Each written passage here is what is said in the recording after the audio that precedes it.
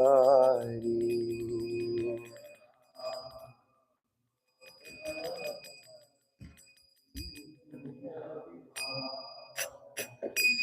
Jaya Radha Madhava Kunja Bihari.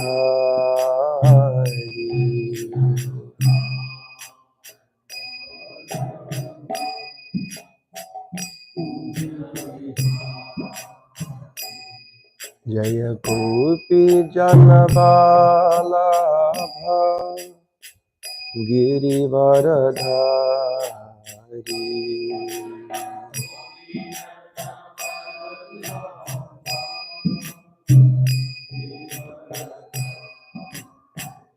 Jaya Gopi Janavalabha Girivaradhari.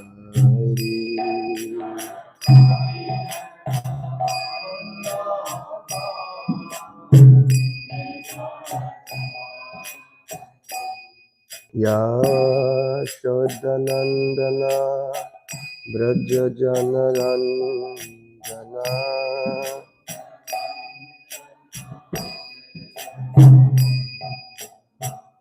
Yashodanandana Braja Janaranjana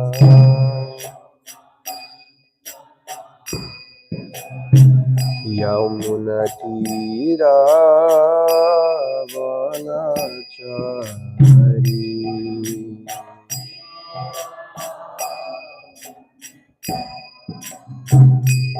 Yamunatira Vanachari.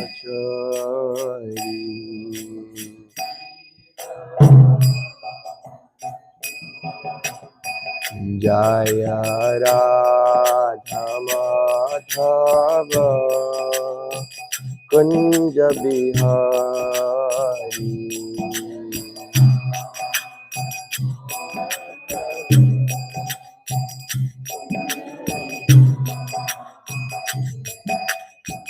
Gopi Janavalabha Girivaradhari.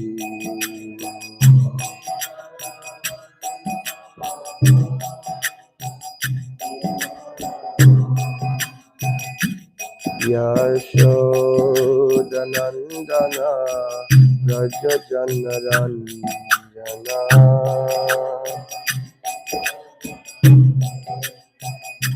Yamunatira Vanachari.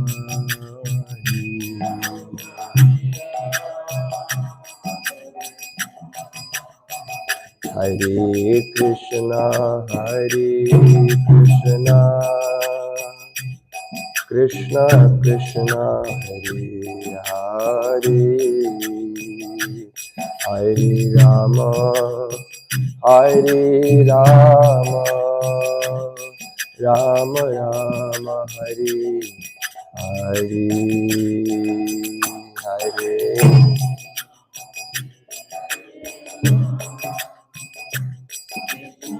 Krishna Krishna Hare Hare.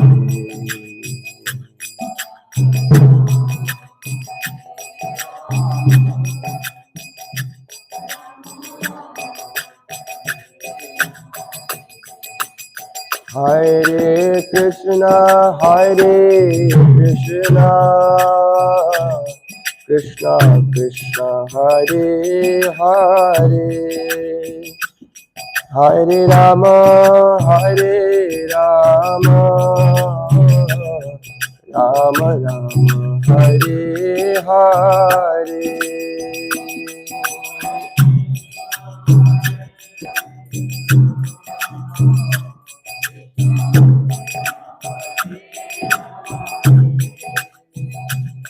Hare Rama Rama Rama Hare Hare.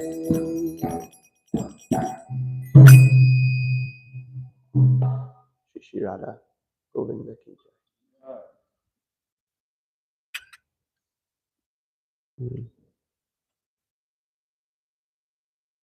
Om Namo Bhagavate Vasudevaya. Om Namo Bhagavate Vasudevaya. Om Namo Bhagavate Vasudevaya. Jaya Jaya Shri Chaitanya Jaya Nityananda. Jaya Jaya Shri Chaitanya Jaya Nityananda. Jaya Dvaita Chandra Jaya Gaura Bhakta Vrinda. Jaya Dvaita Chandra Jaya Gaura Bhakta Vrinda.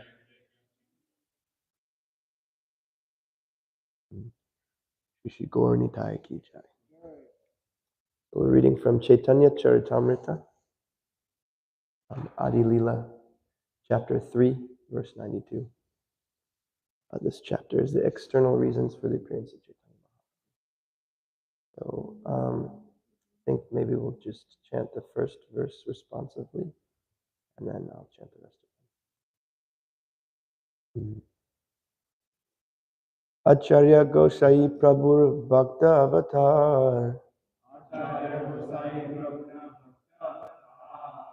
Krishna Avatara Hetu Yanhara Hankar. Acharya Gosai Prabhur Bhakta Avatar, Krishna Avatara Hetu Yanhara Hankar.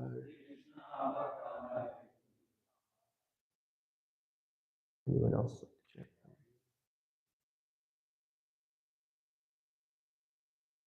Acharya Gosai Prabhur Bhakta Avatar,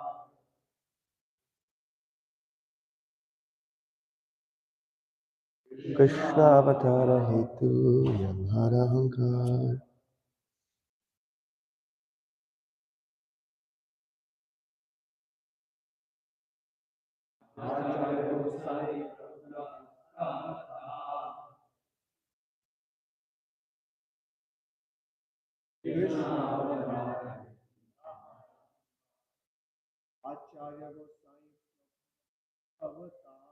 Acharya Gosai Prabhur Bhakta Avatar, Krishna Avatara Hetu Yanhara Hankar. Vaishnavis?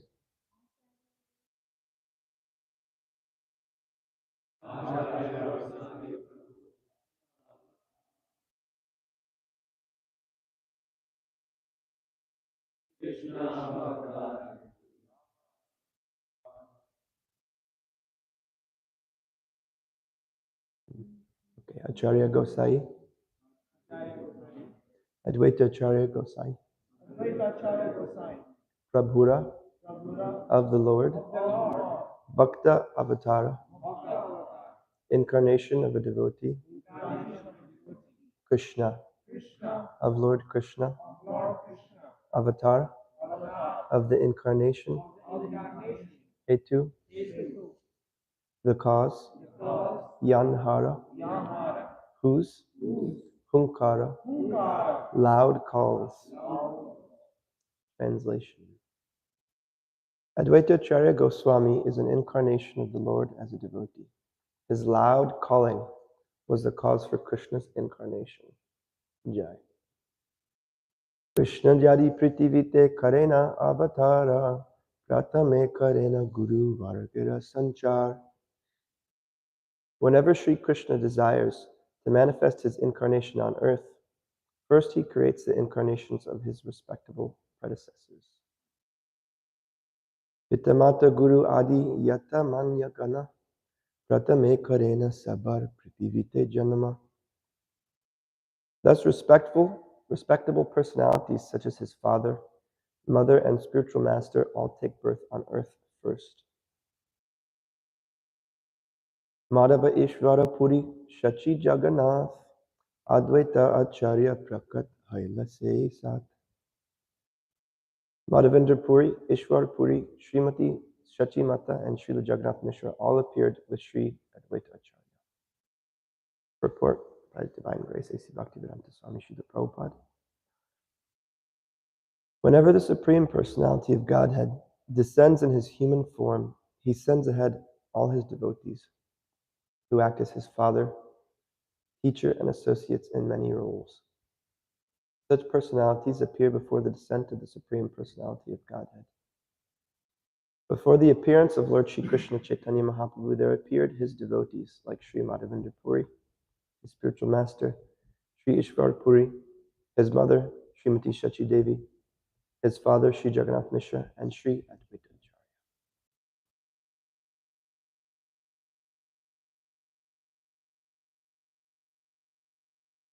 Acharya. Om Agyanatimarandasya Gyananjana Shalakaya Chakshurun Militam Jena Tasmai Shri Guruve Namaha. Nama Om Vishnu Padaya Krishna Prashtaya Bhutale Srimati Bhakti Vedanta Swami Namah. Namaste Saraswati Deve Gauravani Pracharine Nirvishesha Shunyavadi Pascha Vandeham Shri Guru Shri Yuta Padakamalam Shri Gurun Vaishnavamscha Shri Rupam Sagrajatam Sahagana Raghunathan Vitam Tam Sajivam Sadvaitam Savadutam Parijanat Sahitam Krishna Chaitanya Devam Shri Radha Krishna Padam Sahagana Lalita Shri Vishakhan Shri Chaitanya Prasadina Tadrupasya Vinirnayam Palupi Kurite Shastram Drishtra Vrajavilasana. By the mercy of Lord Chaitanya Mahaprabhu, even a foolish child can fully describe the real nature of Lord Krishna, the enjoyer of the pastimes of Vraja, according to the vision of the revealed scriptures. I feel really privileged to be here, being able to discuss Caitanya-caritāmṛta with you devotees. And I seek the blessings of all the devotees, especially senior devotees of Rama Prabhu, that I can speak something that I've heard from my guru and acharyas, and that it's pleasing to the devotees. So Caitanya-caritāmṛta, man, it's really, really, really amazing. I mean, it's Mahaprabhu is Radha and Krishna combined. So Caitanya-caritāmṛta, because it's non-different from Chaitanya Mahaprabhu, it's our life, and it's the life of our life. It's everything for us. So I had a really nice time thinking about this class and preparing the verses and everything like that. But I want to go back to this point from the first verse. Acharya Gosai Prabhur Bhakta Avatar Krishna Avatar Hetu Yanhara Munkar. So Advaita Acharya, he's an incarnation of the Lord as devotee. His loud calling was the cause for Krishna's incarnation. This chapter is entitled The External Reasons for the Appearance of Mahaprabhu.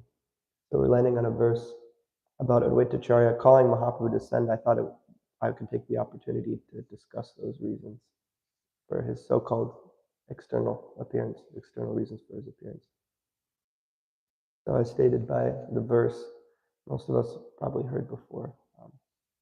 One of those reasons is the loud calling of Sri Advaita Acharya for the Lord to descend, to come do Dharma samstapanartaya and vinashaya chaduskritam, And while he was thinking about how to bring the Lord down, a verse came to his mind. And it states that Krishna is very loving towards his devotee. Yes, Ramarti.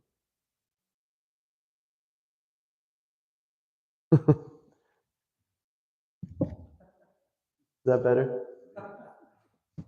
Okay.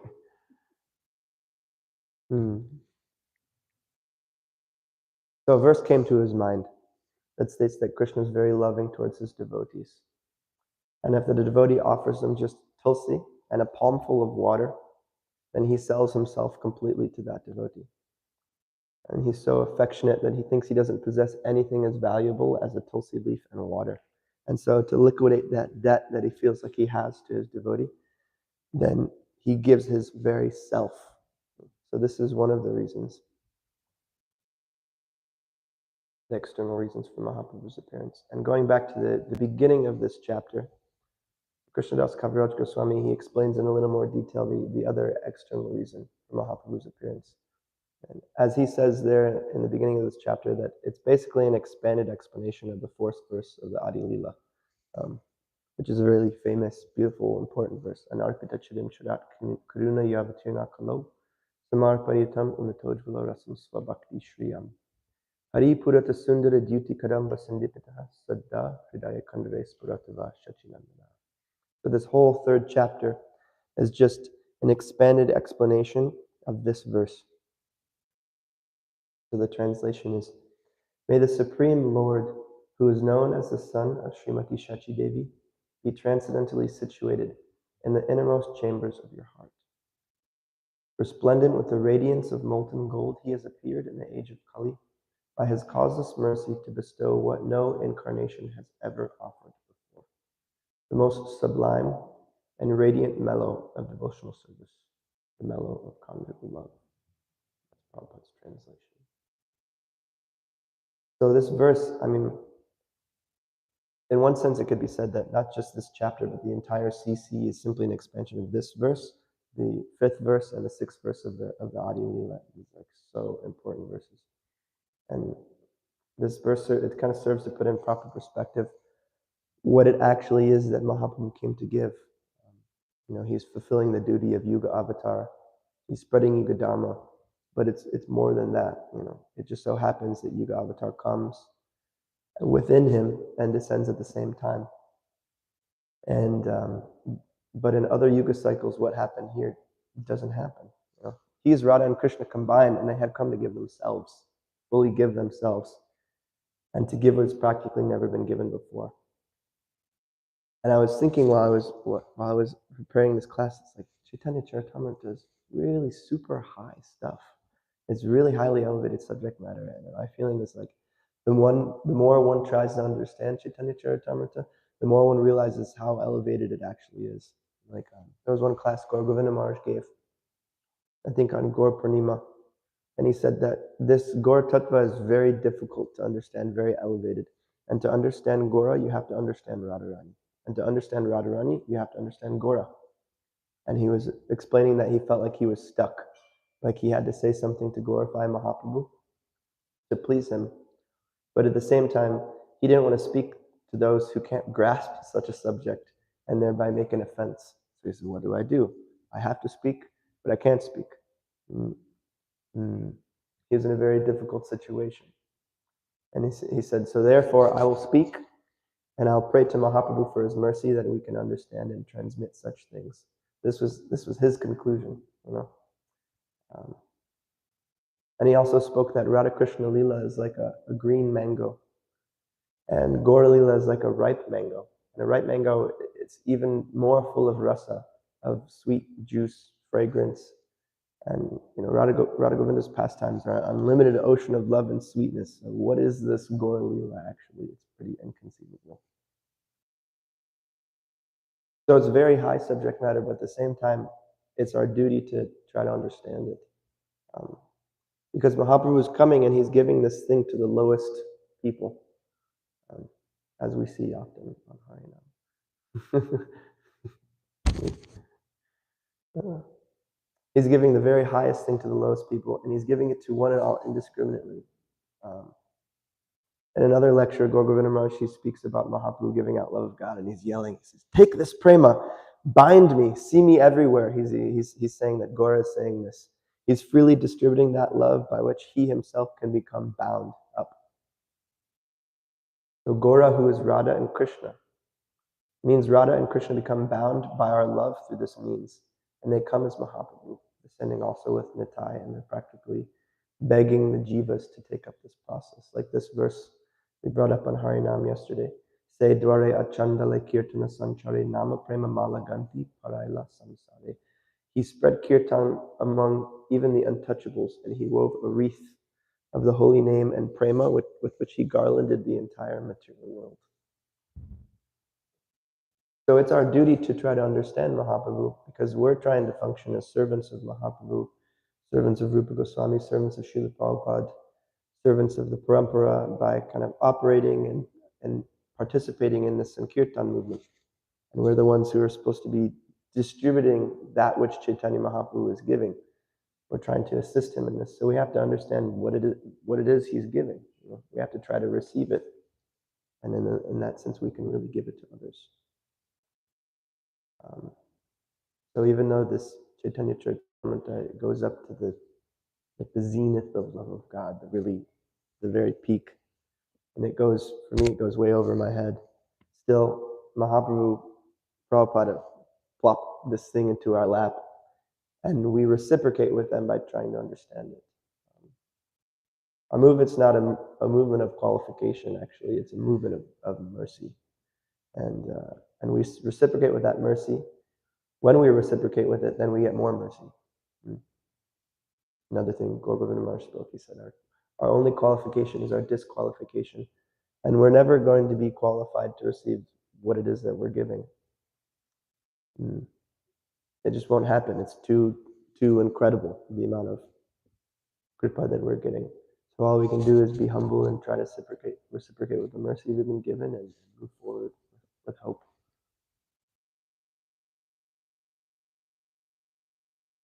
So anyway, back to the external reasons for Mahaprabhu's appearance.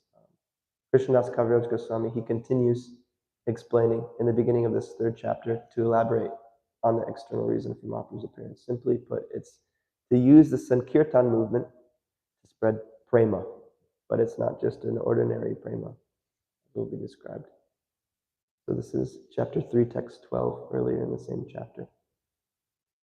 It says, absorbed in such transcendental love, Lord Sri Krishna enjoys in Vraja with his devoted servants, friends, parents, and conjugal lovers.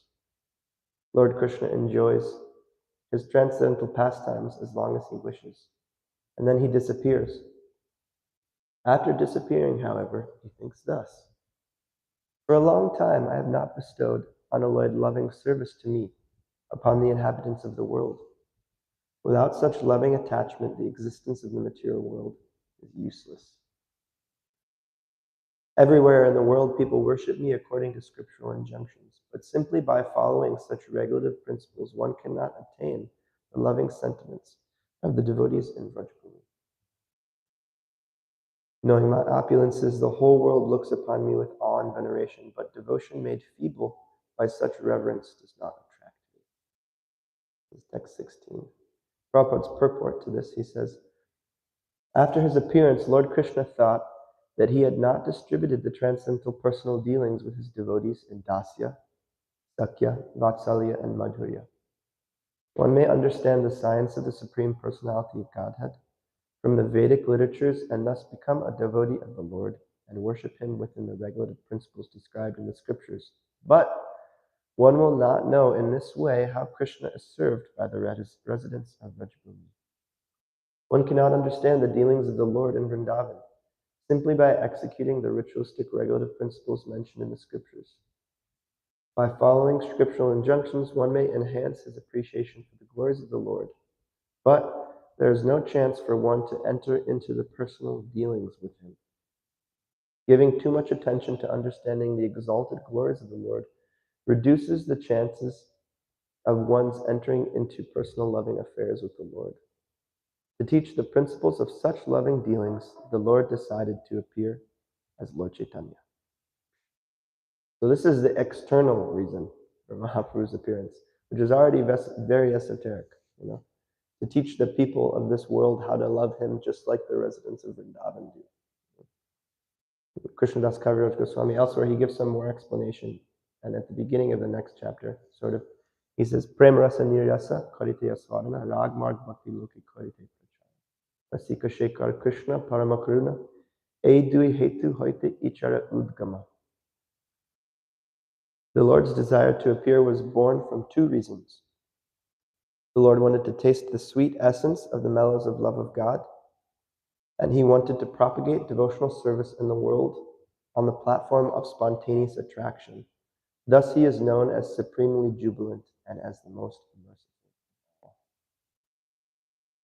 In Prabhupada's short purport to that verse, he says, during the period of Lord Krishna's appearance, the killing of asuras or non-believers such as Kamsa and Jarasandha was done by Vishnu, who is within the person of Sri Krishna. Such apparent killing by Lord Sri Krishna took place as a matter of course and was an incidental activity for him. But the real purpose of Lord Krishna's appearance was to stage a dramatic performance of transcendental pastimes at Vrajabhumi, thus exhibiting the highest limit of transcendental mellow in the exchanges of reciprocal love between the living entity and the Supreme Lord. These reciprocal exchanges of mellows are called raga bhakti, or devotional service to the Lord in transcendental rapture. Lord Sri Krishna wants to make known to all the conditioned souls that he is more attracted by rag bhakti than vidhi bhakti, or devotional service under scheduled regulations. It is said in the Vedas, raso vai saha. The absolute truth is the reservoir for all kinds of reciprocal exchanges of loving sentiments. He is also causelessly merciful, and he wants to bestow upon us this privilege of raga bhakti. Thus, he appeared by his own internal energy. He was not forced to appear by any extraneous force. So here it's being described the main cause for Mahaprabhu's coming in general. So first is prem rasa niryasa kariteya swadana, to taste prema himself. And this is the internal reason that's spoken in the next chapter, which is called the internal reasons for Mahaprabhu's appearance. And rag marg bhakti loke karite pracharan, to preach rag marg bhakti, or in other words, to preach the only means of attaining Krishna and Vrindavan, the process of learning to love him like his Vrajvasis do. And this is what he's giving to every Joe Schmo out on the street. You know, this is like the very highest opportunity. It's crazy. So in the beginning of the Bhagavatam, the second verse, the Bhagavatam firmly kicks out all cheating religion. In Dharma prodita kaita votra paramundi matsaranam satam. Anything material motivated, it stops here. And this scripture is established as something that propounds the highest truth, which is meant for the pure of heart. But the Caitanya-caritāmṛta, it even takes it a step further than that. It kicks out anything except for Vrindavan, actually. And further proof of this is the very fact that Mahaprabhu gives all of the rasas. That first verse that we quoted, 3:12, where the translation is, absorbed in such transcendental love, Lord Sri Krishna enjoys in Vraja with his devoted servants, friends, parents, and conjugal lovers. Prabhupada says, the descent of Sri Krishna, the absolute personality of Godhead, is very purposeful. In the Bhagavad Gita, it is said that one who knows the truth about Sri Krishna's descent and his various activities is at once liberated and does not have to fall again to this existence of birth and death after he leaves his present material body. In other words, one who factually understands Krishna makes his life perfect. Imperfect life is realized in material existence in 5 different relationships we share with everyone within the material world: neutrality, servitorship, friendship, parental love, and amorous love between husband and wife, or lover and beloved. These 5 enjoyable relationships within the material world are perverted reflections of relationships with the absolute personality of Godhead in the transcendental nature. That absolute personality, Sri Krishna, descends to revive the 5 eternally existing relationships. Thus, he manifests his transcendental pastimes in Vraja so that people may be attracted into that sphere of activities and leave aside their imitation relationships with the mundane. Then, after fully exhibiting all such activities, the Lord disappears. And elsewhere in CC Mahaprabhu, he even throws out Shantaras due to its lack of intimacy. So he begins at the platform of Dasya Rasa, where personal service begins. And the fact that these rasas are being given is very significant because it indicates Vrindavan, because Vrindavan is the only place where they're all fully available, actually. And Prabhupada mentions this in another purport of Ādi-līlā. He says that Goloka Vrindavan is the highest plane in the spiritual world.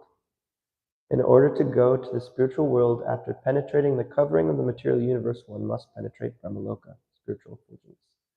Then one can come to the Goloka Vrindavan planet.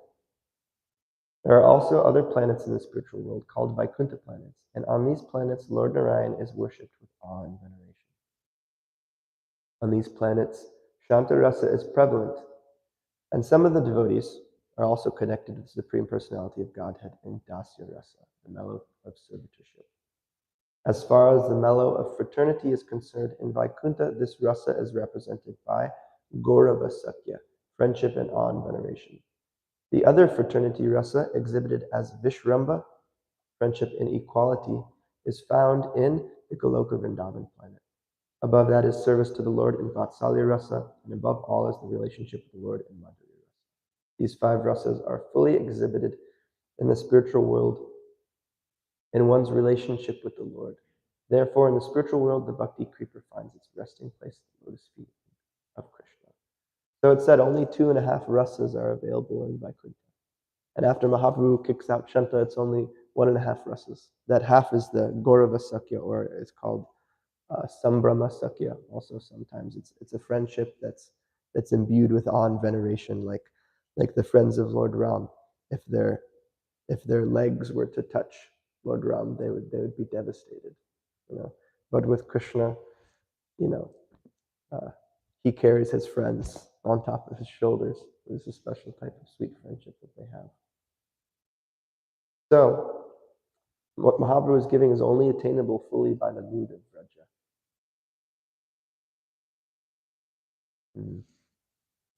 And sometimes this might kind of seem a little bit lofty for us, like, you know, I'll just speak of rasas in Vrindavan, and we may be thinking, you know, I can't even finish my rounds without dozing off or getting distracted by my phone. Like, what business do I have in this realm of devotion?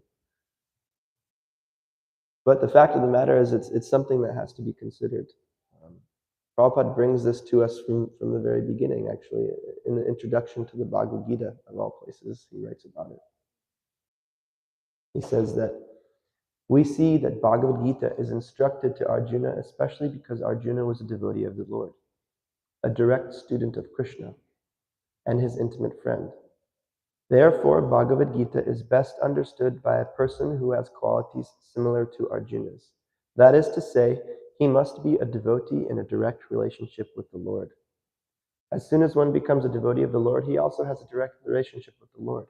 That is a very elaborate subject matter, but briefly it can be stated that a devotee is in a relationship with the Supreme Personality of Godhead in one of 5 different ways. One may be a devotee in a passive state, in an active state, devotee as a friend, devotee as a parent, and devotee as a conjugal lover. Arjuna was in a relationship with the Lord as a friend. Of course, there is a gulf of difference between this friendship and the friendship found in the material world. This is transcendental friendship, which cannot be had by everyone. Of course, everyone has a particular relationship with the Lord, and that relationship is evoked by the perfection of devotional service. But in the present status of our life, not only have we forgotten the Supreme Lord, but we have forgotten our eternal relationship with the Lord. Every living being, out of the many, many billions and trillions of living beings, has a particular relationship with the Lord eternally. That is called Swarup. By the process of devotional service, one can revive that Swarup, and that stage is called Swarup Siddhi, perfection of one's constitutional position. So this is the introduction of the Bhagavad Gita. It's far out. So that's what we're supposed to be doing, right? We're supposed to be applying the process of devotional service, as Prabhupada says here. And I believe careful consideration of this subject matter is what will really allow us to advance to the stage of perfection. Otherwise, we get stuck. We become stagnant. We become complacent. The desire is not there. The greed is not there. Krishna bhakti rasa bhavitamati kriyatam yadi kutopi labhyate tatra lolyam apimulim ekalam janma koti sukriterna labhyate. Pure devotional service in Krishna consciousness can't be had even by pious activities in hundreds and thousands of lives. It can be attained only by paying one price, and that is the intense greed to obtain it. And it's available somewhere. One must purchase it without delay. So Prabhupada took this English phrase, Krishna consciousness, from this word in this verse, words in this verse, Krishna bhakti rasa bhavitamati. And that means those who want to have it, they want to have Krishna consciousness, then tatra lolyam apimulyam ekalam. They have to have greed for it. And that's the price. It's not just some vague concept of desire either, but greed for a personal relationship with Krishna. In fact, Prabhupada mentions in one purport a very short statement, but really incredible. He says, this is Adi 434, he says, special natural appreciation of the descriptions of a particular pastime of Godhead indicates the constitutional position of a living entity. So this statement, it could be expanded on for hours, but the Prabhupada is always leaving us like little sutras everywhere that describe like the most amazing things. But basically he's describing the necessity of desiring a personal relationship with Krishna and how to understand what that relationship is. He wants it for us very badly. But also later in the same purport, it must be noted, he quotes Rupa Raghunatha Pade, Hoibe Kuti Kabe Hama Bujaba, Se Yugala Puriti. When shall I be able to understand the literature given by the Goswamis? When I shall be eager to understand. Then I shall be able to understand the transcendental love affairs of Radha Krishna. He says, in other words, unless one is trained under the disciplic succession of the Goswamis, one cannot understand Radha and Krishna. The conditioned souls are naturally averse to understanding the spiritual existence of the Lord. And if they try to know the transcendental nature of the Lord's pastimes while they remain absorbed in materialism, they are sure to blunder like the Sahajiyas. So we have to be also, we have this desire, have to cultivate this desire, this greed, but we also must be trained under the disciplic succession of the Goswamis. And we shouldn't think that there's any difference in what they're giving and what Prabhupada is giving. It's the very same thing. And we must give up materialism. We have to give up sense gratification. Vishaya Chadiya Se Rase Majiya Mukhe Bolo Hari Hari. I grew up in Krishna consciousness. Instead of Jaya Radha Madhava, we would sing Parama Karuna for the CC classes that we'd have on Saturdays also. So this is from that verse. Vishaya Chadiya Se Rase Majiya Mukhe Bolo Hari Hari. Giving up sense gratification, you can taste Krishna consciousness and you chant. So he's saying, it's an appeal. He's saying, simply give up materialistic sense enjoyment, take up the process of chanting Krishna's pure name, and you will taste the rasa of Krishna consciousness. Another verse, Vishaya Chadiya Shuddha Kabe. Shuddha Kabe? Shuddha Habe Man. Kabe Hama Herabo Shri Vrindavan. When I give up sense gratification and thereby purify my mind, then I will really be able to understand the loving affairs of Vrindavan. So therefore, Param Drishtva Nivartante. We have to make Krishna the single most important part of our life. And we have to apply this knowledge if we want to survive and to advance. The taste for sense objects, it still remains. But the higher taste is the thing that pulls us out. It's a fundamental principle. This is the reason Krishnadas Kaviraj Goswami said earlier that Krishna comes to this material world to do his Leela. It's to attract the conditioned souls by his sweet pastimes. Then easily they'll be captured by his sweetness and they'll be compelled to give up everything else. There's so many really, Caitanya-caritāmṛta, especially this, I love this 3rd chapter and 4th chapter. There's so many amazing purports by Srila Prabhupada, like super gems. So he has this purport that's very much on topic here. There's an excerpt from it. This is from 435. He says, one who has not been attracted by the transcendental beauty of rasa will certainly be dragged down into material attraction, thus to act in material contamination and progress to the darkest region of hellish life. But by understanding the conjugal love of Radha and Krishna, one is freed from the grip of attraction to material so-called love between man and woman. Similarly, one who understands the pure parental love of Nanda and Yashoda for Krishna will be saved from being dragged into material parental affection. If one accepts Krishna as the supreme friend, the attraction of material friendship will be finished for him, and he will not be dismayed by so-called friendship with mundane wranglers. If he is attracted by servitorship to Krishna, he will no longer have to serve the material body in the degraded status of material existence, with the false hope of becoming master in the future. Similarly, one who sees the greatness of Krishna in neutrality will certainly never again seek the so-called relief of impersonalistic or voidist philosophy. If one is not attracted by the transcendental nature of Krishna, one is sure to be attracted to material enjoyment, thus to become implicated in the clinging network of virtuous and sinful activities and to continue material existence by transmigrating from one material body to another. Only in Krishna consciousness can one achieve the highest perfection of life. So Prabhupada's saying here we must be attached to the transcendental beauty of rasa. So in order to be attracted, we have to hear. Chaitanya Bhagavat, there's a verse, Bhakti Yoga, Bhakti Yoga, Bhakti Yoga Dana, Bhakti E Krishna Nam, Smarna Krandana. Bhakti Yoga is the wealth of our life. And what is Bhakti? Bhakti E Krishna Nam, Smarna Krandana. It means we chant, we remember Krishna, and we cry. So, but there's no hope of remembering unless we hear. And therefore, that's what makes the name become full. Srila Bhaktisiddhanta Saraswati Thakur Prabhupada, he says that Krishna Katha is the Surup Shakti of Krishna Kirtan. It's the life force of the Kirtan. So it's our treasure, it's our means of attaining our goal. Tanme Sadhyam Sadhanam Jivanam Cha. It's our goal, it's our means, and it's our very life. Our process, our bhakti process is called Shrutekshitapata. It's the pathway of seeing through the ears. Just like Rukmini, she became attracted to Krishna just by hearing about him. And we can too, and actually for us it's our only hope, because we can't see him directly without spiritual eyes.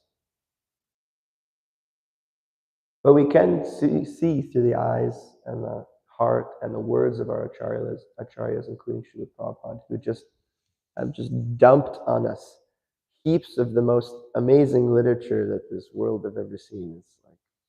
It blows the mind. And from them we can understand something about the sweetness of Krishna, how he looks, how he acts, how he loves his friends, his relatives, his servants, his girlfriends. What are his wonderful qualities? What are the qualities of his dear devotees?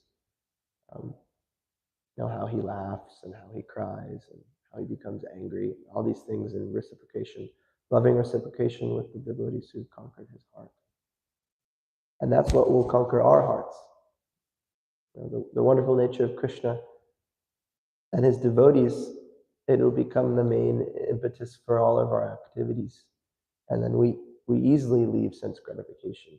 We gain taste and even greed for hearing about the world of Vrindavan. And Krishna consciousness, meaning being conscious of Krishna, it becomes easy and natural through this process. So I was thinking to tell a story, but I don't think I have time. I wanted to tell a story about Krishna. We could hear something about Krishna. But it's also said, Parasparanukathanam Pavnam Bhagavad-yasha, that this back and forth discussion of Krishna Katha, it allows us to feel kind of like this purifying effect of the Bhagavatam. It gives us friendship with one another. It gives us nourishment. And by that we can easily give up sense gratification. So I wanted to leave time for if any devotees wanted to say anything, some discussion on this topic.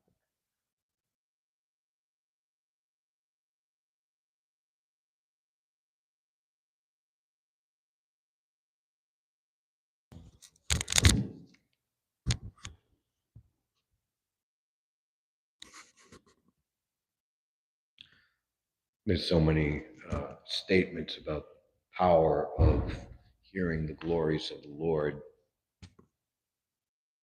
Actually, what is in the Gopi Gita, those who spread the message of Godhead are the most munificent workers. There's a very interesting revelation in the Jaya Dharma, which Srila Prabhupada actually recommended that we read, and even he had a plan to, or desire to translate it. Bhaktivinoda Thakur, that along with Caitanya-caritāmṛta, he said very important for devotees to read.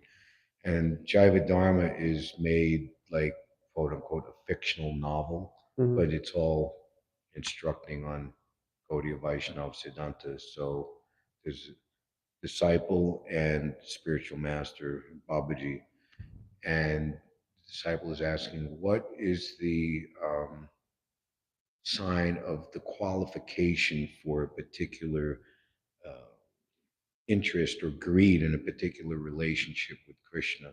And the answer given is when hearing about that particular type of relationship, if one thinks or feels that if that attraction, that this is so wonderful, and that if I could also have that, that is the sign of the origin of that greed or qualification. And it's also described by Bhaktivinoda Thakur, that is the beginning of your ultimately Raganuga Bhakti, just from the point of hearing.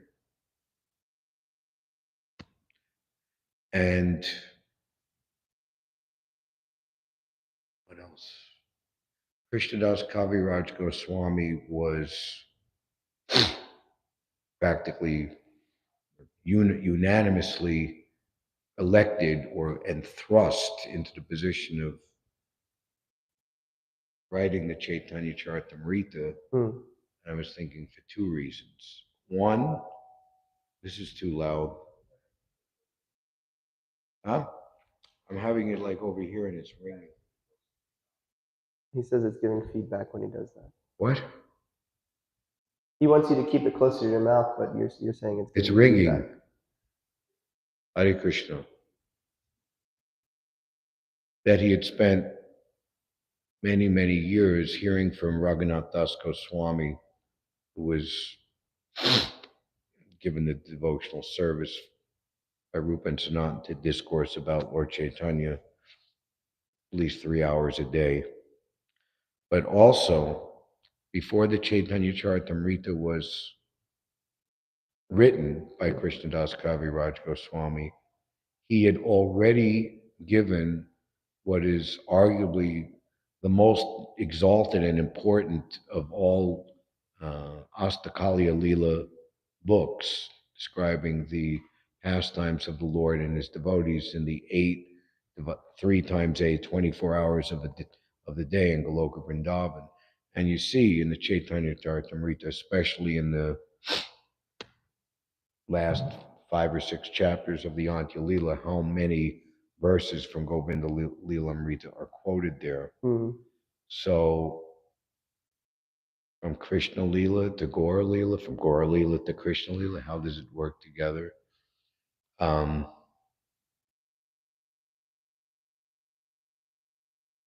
So if someone that you love and that person loves you wants to come and assume your identity, to love you more and understand what say, like, you don't understand someone until you walk a mile in their shoes. Right? But they don't wear shoes, so then they of course there's the external reason why, the Radharani, okay, you're gonna have to bear the separation from Krishna for like 100 years. That story, but it's like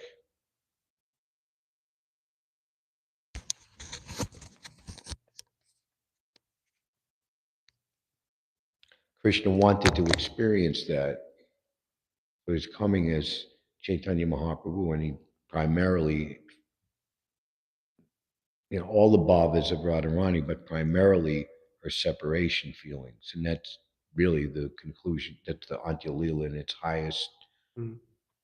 Was that statement by Bhaktisiddhanta Saraswati, to serve the residents of Vrindavan, who felt profound separation from Krishna when he left Vrindavan to reside in Mathura and Dwarka, is our supreme constitutional position. So the obvious separation being in this material body, which automatically separates us from all that is worthwhile,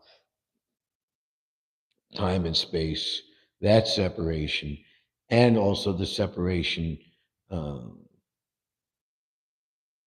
we might not immediately understand the feeling of separation from Krishna, but especially as we get older and devotees that are very dear to us that we've served with, our seniors and contemporaries, and they leave this world and we remain here, we feel that separation. It was Bhakti Vaibhav Puri Maharaj. He passed away Mm. practically at the age of 100.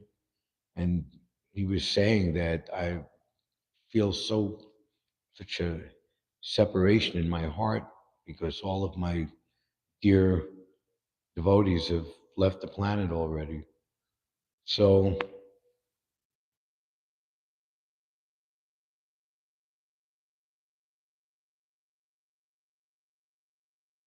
the external and our external activities are given to us or handed down to us, instructed for us to do by those who are in the highest stage of liberation. So we're being given the facility to act on the liberated platform when Chaitanya Mahaprabhu says, become guru and liberate everyone in this land. And we were just hearing in the previous chapters, well, no, we haven't heard that. We're reading Ādi-līlā chapter 3, but Ādi-līlā chapter 7, that the Lord only advents to propound the Sankirtan movement with his most confidential associates. So we're being put in this. So there's no loss in continuing to do the activities that we're instructed to do, but there's all perfection there, but certainly being conscious of what it is. It's very, very important as you were describing. But one once has that understanding and faith, just like our line from Srila Prabhupada, he's ready to give it all, no matter what, for long periods of time, whatever it takes to get the job done. Small price to pay for love of God. Srila Prabhupada remained here. This is one of the coldest winters on record, just like the one that Prabhupada passed through, but it was like 5 or 6 times more snow accumulation. And Prabhupada had to walk back and forth, 4 avenue blocks, 3 regular blocks, like a 20-minute walk minimum, back and forth every day for 5.5 months, from the beginning of November all the way until the middle of the next April. Just incredible what Prabhupada had to do. But he wasn't, because he was just fixed.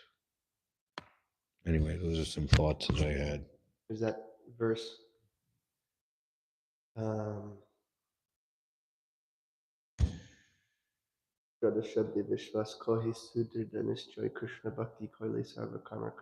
like the prerequisite for Shraddha, basically.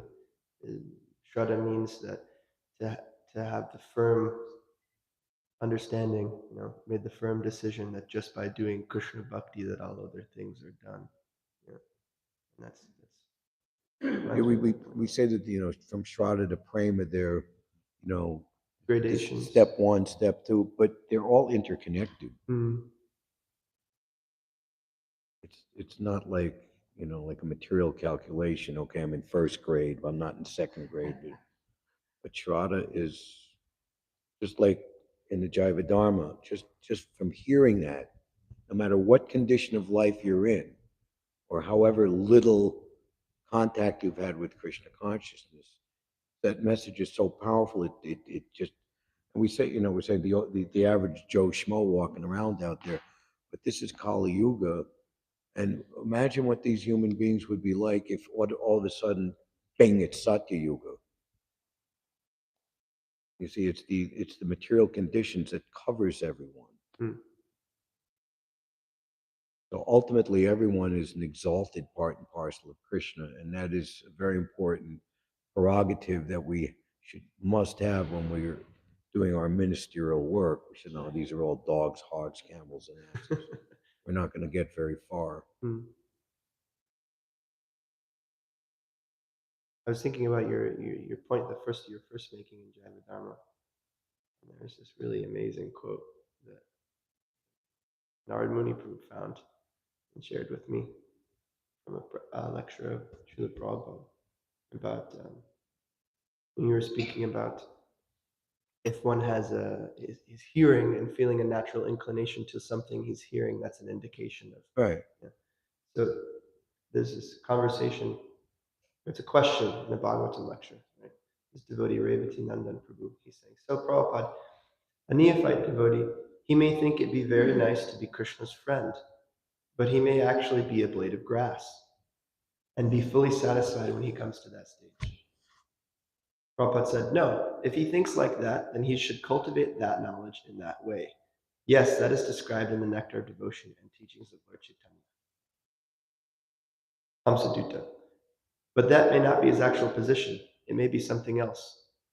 And just let me finish this paragraph real quick. Prabhupada says, no, but when at the time of devotional service, if such impetuses come, that means he has got such relation. It is to be developed. That's all. That means the actual relationship with Krishna is coming out gradually. It's being developed. So one has to develop it, following the footsteps of Krishna's friends in Vrindavan. These are described here. Where is that? It's a Bhagavatam lecture on Bhagavatam 6.3, 16 to 17, in Gorakhpur, February 6, 1971. Oh, that early. Hmm. Actually, in that same section in the Jaya Dharma, the spiritual master is asking the disciple, what part of Krishna's pastimes do you like best, that inspires you the most? And then the devotee, the disciple, says, yes. And you should just like here, you should cultivate that. Go on hearing in those pastimes that are in that mood that your heart cherishes.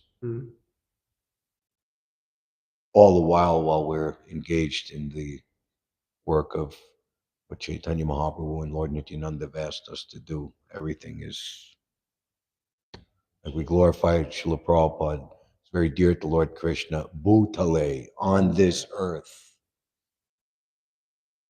That's the particular, he's dear to Krishna in Goloka Vrindavan, most certainly. But particularly, he's dear to Krishna on this earth. And what is his engagement? He's defeating impersonalism and voidism and establishing the personal relationship with Krishna as the supreme platform of knowledge, activity, and realization. Jai. Thank you, Rama Prabhu. Thank you, Jai Gaurachanda Prabhu. Narad-muni Prabhu has something.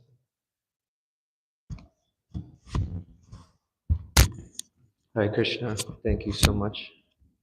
It's just a reflection. I was thinking about when I first found out about this movement and what the functions of this movement were. And it was made very clear to me that the function was to develop pure love of God. And through that development of pure love of God, we perform these preaching activities, but not out of an evangelical type mood, where we're kind of like, I'm here to bestow my mercy upon you, and you can touch my feet so that you can be delivered. It's actually the total opposite. And as Ram Roy Prabhu was saying, all of these living entities are covered by these modes of nature. What would they be like in Satya Yuga? So to be able to pierce through that and to actually recognize that these people all have an individual relationship with Krishna that's totally unique, and we're bringing them, we're getting the opportunity to get the mercy of Mahaprabhu to share that with them. And that brings so much pleasure to Krishna. So the simultaneous cultivation of internal connection with Krishna and then externally sharing it with others. Ram Roy Prabhu was just reading that in the Harinam Chintamani the other day, where the flower begins to blossom and the fragrance begins to spread. And I just remember when I heard that and I was given that understanding, it not only did it make so much sense, but it was so attractive that it wasn't that, oh, I'm preaching because I'm your savior. It's like, no, I'm preaching because I need help. And it's also, I'm getting the opportunity to help the Lord simultaneously. It's like the most selfless and selfish thing we can do. And so this Ram Roy Prabhu is such a perfect example of going out every day, nonstop, continuously, understanding this. It's not just understanding the external things. It's because also Prabhu is so internally absorbed in these realizations. And we should take a lot of instruction and guidance from his actions so that we can also become internally absorbed in these things so we can spread this movement further. I wanted to take that opportunity also to glorify Ram. Jai. We're just a Joe Schmo trying to do the right thing, that's all. We've had this realization, we've said it at the Harinam, but I'd like to say it publicly here in the temple room in front of Radha Govinda, that the holy name is so powerful that even all these people are walking by oblivious or whatever, they don't, in the course of eternity, which in the on the eternal platform could be the very next second, for us eternity, that all of these people, because it's the land of eternality, knowledge, complete knowledge and awareness. When they all become liberated, they'll come up to you and say, we expect we would go back to Godhead first because we're, and they'll come up to you and say, because I saw you in the Times Square subway on the 19th of February, 2025, now I'm able to thank you personally here in Goloka Vrindavan. Thank you very much. Jai. And the people they glorify, so Oscar Schindler, he saved 1,100 people from the Holocaust.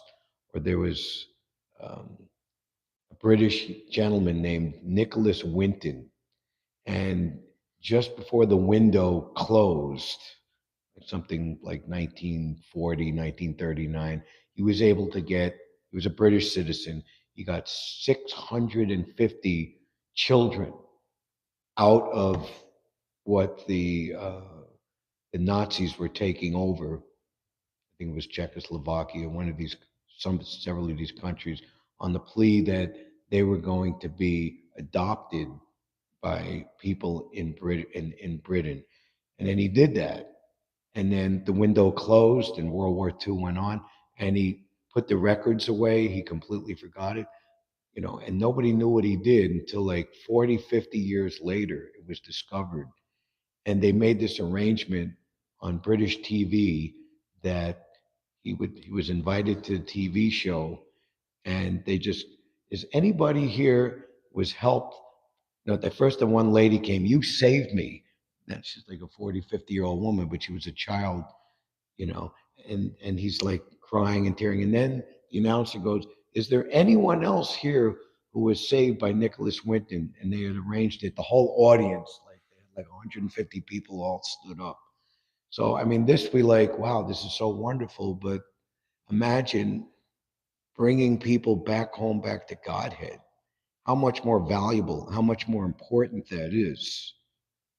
And that is what Chaitanya Mahaprabhu is doing. And he's giving us the opportunity to just be his messenger. Not that we're saving people. Chaitanya Mahaprabhu, with the Parampara, the holy name is saving people. We just have to go out there, and we're given the opportunity. Like Krishna says, I want you to get the credit. So we should understand just how powerful we are. This is the greatest welfare work, the greatest saving of people. There's no better thing that you could do with your time, your energy, and your life. And we should realize that. Yeah.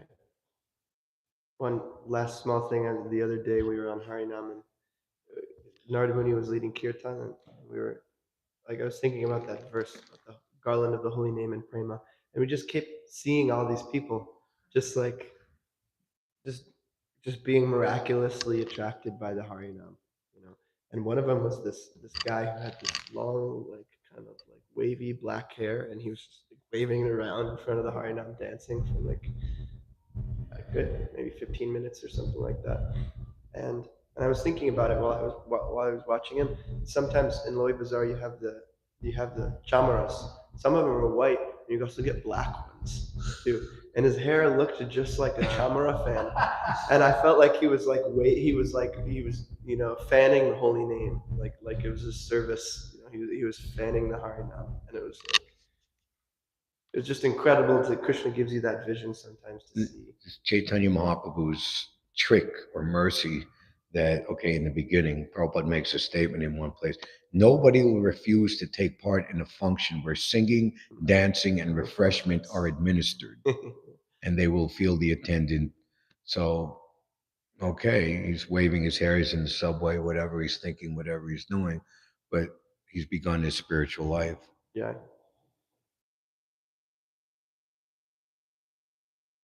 Caitanya-caritāmṛta ki jai, Srila Prabhupada ki jai.